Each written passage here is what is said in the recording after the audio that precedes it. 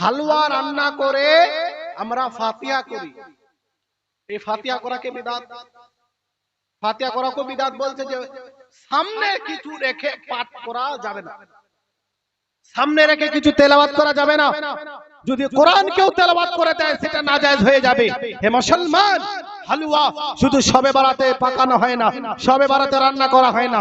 মানুষ অন্যান্য মাসে হালুয়া তৈরি করে খায়, কোনো অসুবিধা নেই, কিন্তু শবে বারাতে যখন হালুয়া এই উদ্দেশ্যে রান্না করে যে ফাতিহা করব, কিন্তু বিদআতের ফতোয়া চলে আসে। মুসলমান আপনার কি করে? ফাতিহা করে। আমরা সকলেই ফাতিহা করি।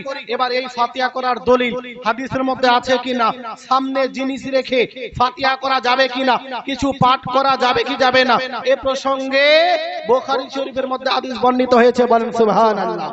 আর যারা বলে যে আমরা বুখারী পড়ি, মুসলিম পড়ি, কিন্তু যদি গভীরভাবে লক্ষ্য করা যায় না, এরা প্রকৃতপক্ষে বুখারীকে মানে না মুসলিমকে মানে, এরা প্রকৃতপক্ষে হাদিস চোর। যদি হাদিস চোর না হতো তো বুখারীর এই হাদিসের উপরে আমল করত। অথচ সামনে জিনিস রেখে ফাতিহা করা যাবে কি যাবে না, দলিল জেনে রাখুন যে আজ আমরা সুন্নিরা যে কাজগুলি করছি এর পিছনে অবশ্যই দলিল আছে। হাদিসটি বর্ণিত হয়েছে আপনার বুখারী শরীফ প্রথম খণ্ড বাবু আলামাতিন নুবুওয়া পেজ নাম্বার 505। কত? Page number 505। বুখারীর মধ্যে যে বুখারীর ব্যাপারে বলা হয়েছে আসাফুল কুতুবি বাদা কিতাবিল্লাহ, কোরআনের পরে এই জমিনে সবচেয়ে বিশুদ্ধ কিতাব হলো বুখারী শরীফ। বলেন সুবহানাল্লাহ। এই বুখারীর মধ্যে হাদিস বর্ণিত হয়েছে, বহু লম্বা হাদিস। ওই বহু লম্বা হাদিস না শুনিয়ে শুধু সংক্ষেপে লাস্টের পয়েন্টের যেটি কথা ওটা আপনাদের শুনিয়ে দেই। আপনার আমার নবী হযরতে জাবিরের বাড়িতে একদা গেলেন। হযরতে জাবিরের বাড়িতে যখন আপনার আমার নবী উপস্থিত হলেন, তো আপনার আমার নবীকে হযরতে জাবির খাওয়ার জন্য ঘি আর রুটি পেশ করলেন। বলেন সুবহানাল্লাহ। আপনার বাড়িতে কোনো আলিমে দিন যায়, চা বিস্কুট তো খাওয়ান, অবশ্যই খাওয়ান, অন্য কোন আত্মীয় স্বজন আছে খাবার। হযরতে জাবির আপনার আমার নবীর সামনে ঘি আর রুটি পেশ করলেন। ওয়াহাবিরা যদি হতো কি করত? সঙ্গে সঙ্গে শুরু করে দিত। এরাই তো করে না, ফাতিহা করে না কোরআন তেলাওয়াত না অন্য কিছু, সরাসরি শুরু।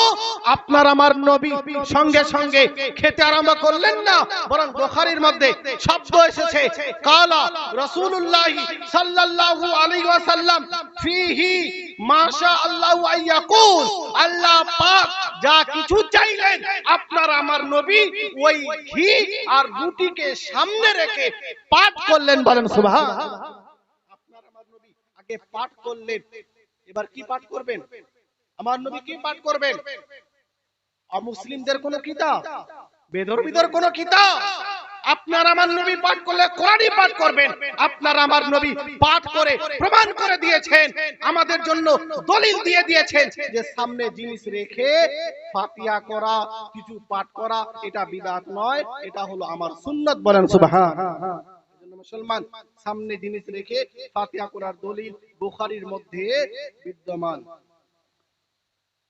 শবে বারাতে আমরা মৃত ব্যক্তিদের জন্য দোয়া করি বিশেষভাবে। এই হাদিসটি শুনিয়েই আমি শেষ করে দেব ইনশাআল্লাহ বক্তব্য। সময় হয়ে গেল, প্রায় 1টা বেজে গেল। এই শবে বারাতে নামাজ আদায় করি বা কবর জিয়ারত করি। কবর জিয়ারতের পরে দোয়া করি সমস্ত মুসলমানদের জন্য। মুসলমান সব সময় মনে রাখবেন, নিজের বাবার জন্য, নিজের মায়ের জন্য, নিজের ভাইয়ের জন্য, নিজের বন্ধুর জন্য সর্বদা দোয়া করবেন। এই দুয়ার এত পাওয়ার আল্লাহ পাক দিয়েছেন, এই দুয়ার মাধ্যমেই আল্লাহ পাক বান্দাকে ক্ষমা করে জান্নাত দিয়ে দেন। এই জন্য দুয়া এর গুরুত্ব কতটা আপনার আমার নবী এই দুয়ার গুরুত্ব বর্ণনা করেছেন। এই হাদিসটি বর্ণিত হয়েছে মিশকাত শরীফ প্রথম খণ্ড পেজ নাম্বার 202। 202 এর মধ্যে হাদিস বর্ণিত মা আয়েশা সিদ্দিকা রাদিয়াল্লাহু তাআলা সহ আরো কয়েকজন সাহাবী এই হাদিসটি বর্ণনা করেছেন। কি হাদিস? আপনার আমার নবী বললেন মাল মাইয়িতু ফিল কবরি ইল্লা কাল গরিক আল মুতাগাওয়িস ইয়ান্তাজিরু দাওয়া। প্রত্যেক গুনাহগার মুসলমান কবরের মধ্যে অপেক্ষা করে দুয়ার। কিসের অপেক্ষা করে? দুয়ার অপেক্ষা করে।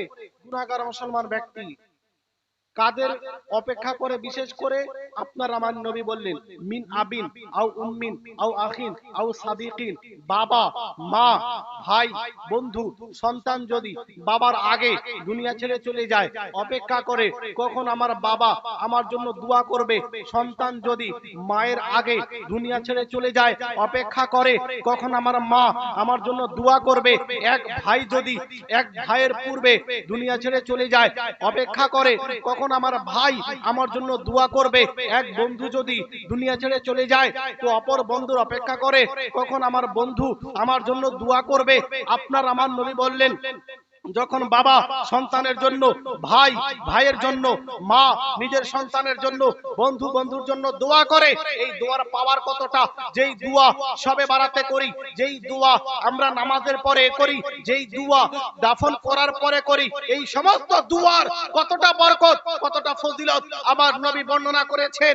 আমার নবী বললেন, যখন সন্তানের জন্য বাবা দোয়া করলো, সন্তানের জন্য মা দোয়া করলো, ভাইয়ের জন্য ভাই দোয়া করলো, বন্ধুর জন্য বন্ধু দোয়া করলো, আমার নবী বললেন, ইন্নাল্লাহ তাআলা লা ইউদখিলু আলা আহলিল কুবুরি মিন দুআই আহলিল আরদি আমসালাল জিবাল।